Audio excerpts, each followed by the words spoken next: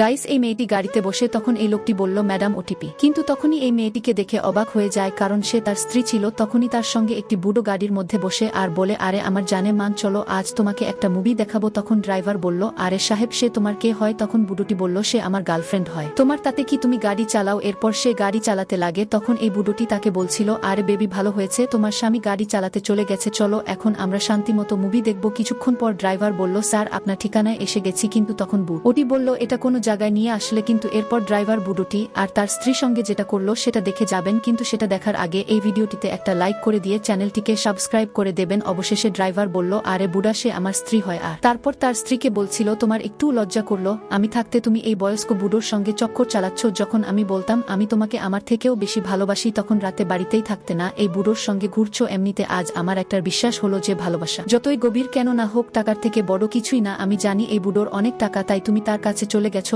আরে আমি তো সামান্য গাড়ি চালক, আমার তো কোনো দাম নেই। গাইস, আজকাল অনেকেই ভালোবাসার থেকে টাকাকে বড় মনে করে, কিন্তু টাকায় ভালোবাসা কেনা যায় না। যেই তোমার মন বুঝে তোমার পাশে থাকে সেই আসল আপন। তাই টাকা নয়, মনকেই আগে গুরুত্ব দাও।